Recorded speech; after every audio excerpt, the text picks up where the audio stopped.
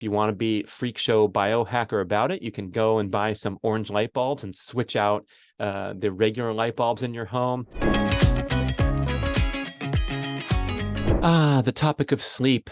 There's so much to say about the centerpiece of all health aspirations and endeavors. Everything flows downstream from getting an awesome night of sleep on a consistent basis.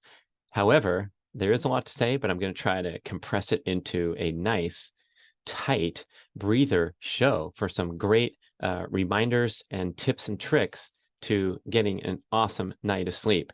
So your quest for a good night's sleep starts first thing in the morning. That's right. When you awaken near sunrise and expose your eyes to direct light, not necessarily direct sun, but direct light. So you want to get outdoors as soon as you wake up, hopefully with that possibility, you're waking up near sunrise. I know a lot of people are on different work schedules, especially people that work on the other shifts where they have all kinds of important considerations to try to counteract the adverse effects of not aligning with the true circadian rhythm of the planet. But for most of us, if we can aspire to get up near sunrise, that's when we can maximize the boost in hormonal function that we get naturally, which is the spike in cortisol, the spike in serotonin, and the suppression of melatonin. And that is how we kind of wake up naturally with a boost from direct light exposure. So even on a cloudy day or a rainy day, there's sufficient outdoor light that can hit your retina and travel to the suprachiasmatic nucleus, the control tower for circadian function in the hypothalamus. So we need light to touch our eyeballs first thing in the morning. This is meaning that you can't look through glass because glass will filter some of the beneficial effects of the ultraviolet light and not have the same consequence. So even if it's cold and snowy outside, open up a sliding door and expose your eyeballs to light first thing in the morning. Also very helpful to get in alignment with your circadian rhythm. Again, we are setting ourselves up for success later in the evening when we start with a high energy morning that's optimizing hormonal function. And that would be exercise. That's why I'm such a big proponent of my morning exercise routine.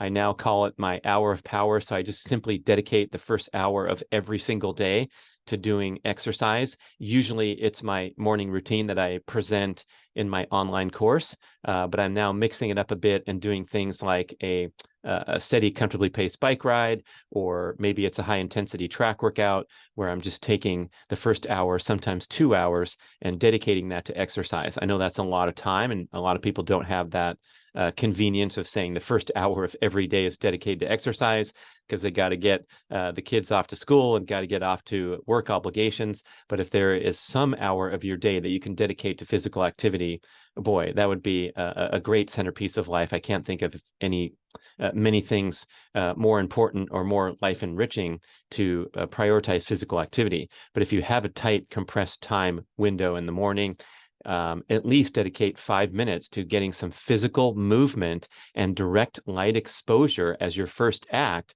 to get that hormonal balance. Okay, now also going through our circadian rhythm, we want to do whatever we can to be as active and moving as possible throughout the day. So avoiding or breaking up these prolonged periods of stillness with short little breaks. That might mean walking 2 minutes down the hall and back, or taking a couple flights of stairs and maybe a vigorous ascent on the second time up the stairs. And even if it's only a 30-second break because you're super busy, these are going to help your metabolic, hormonal, and cognitive function throughout the day, whereby prolonged periods of stillness are going to throw off all kinds of important metabolic activities, especially fat burning. So it's keeping active throughout the day.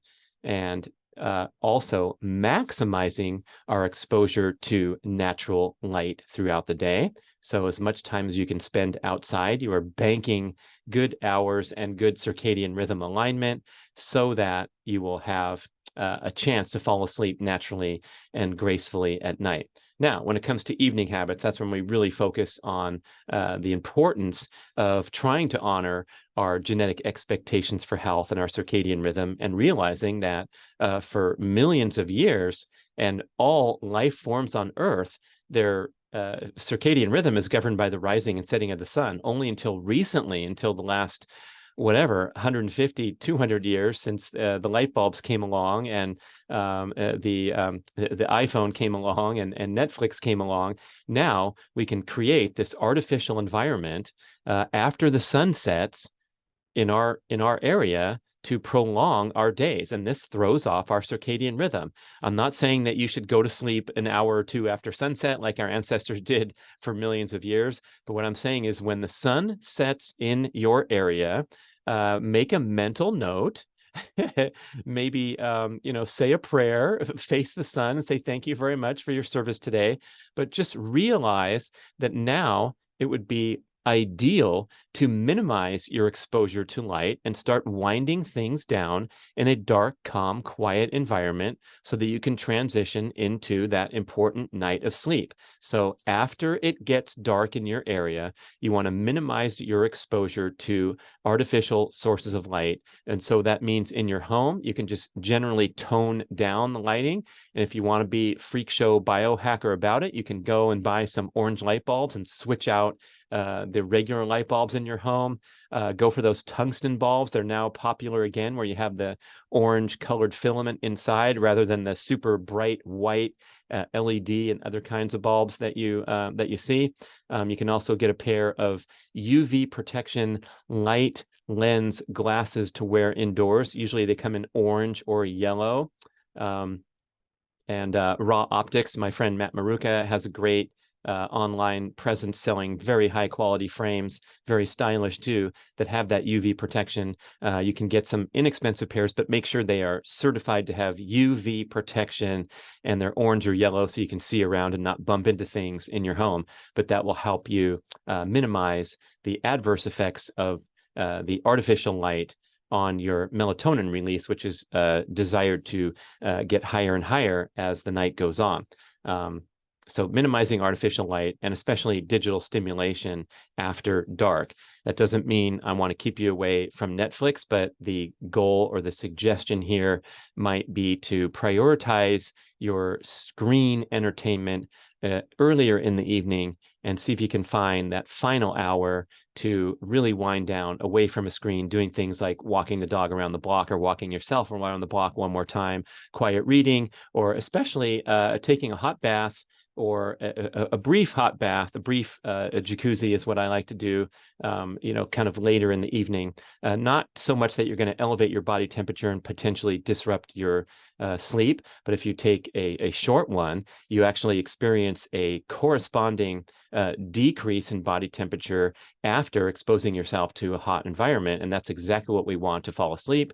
Research shows that we require a 2-degree Fahrenheit drop in body temperature to fall asleep. And you can also get the temperature cooled mattresses, which really help when you get into a cool bed.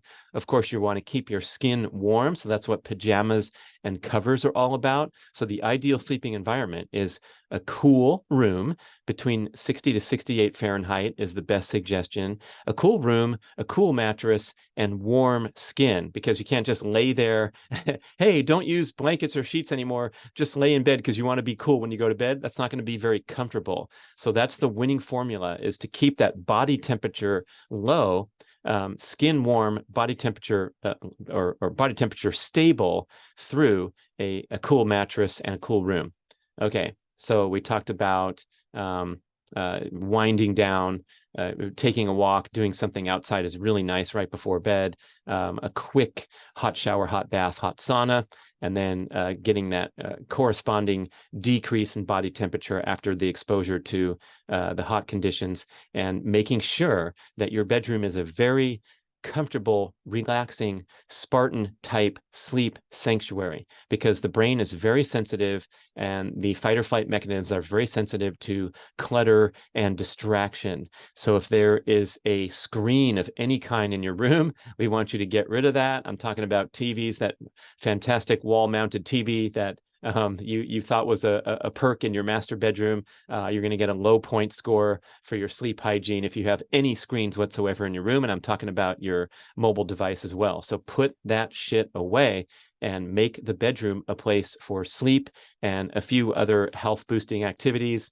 But you don't want to have a paperwork over there in the corner. You don't want to have a combo office desk and bedroom. These are things that can cause a very mild stress reaction. When you do so much as looking over at a stack of paperwork.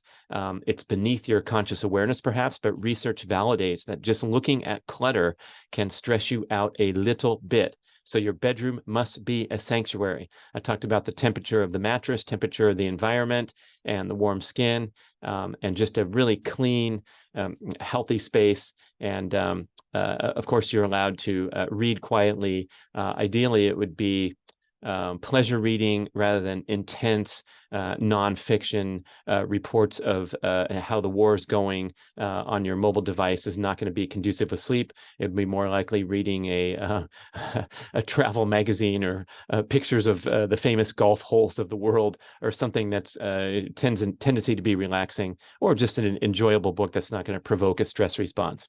Okay. Also, I love this recommendation where put a notepad next to your bed.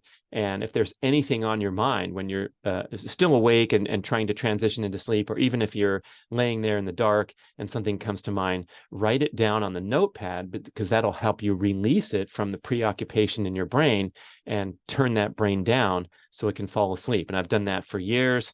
And I wake up and I can't read my writing, but it was something super important when I went to bed the previous night. Sometimes I can't read my writing, or like the pen's out of ink. And so I wrote down something really important, and I look and I have to like decipher like Morse code from the line imprints without ink onto the sticky pad. Anyway, put a notepad by your bed, and those are some quick tips to take you through the entire day, setting yourself up for a wonderful, restful night's sleep. Thank you for watching, listening to this Breather Show. How's sleep going for you? Send me an email. Let's talk about it more. Podcast@bradventures.com.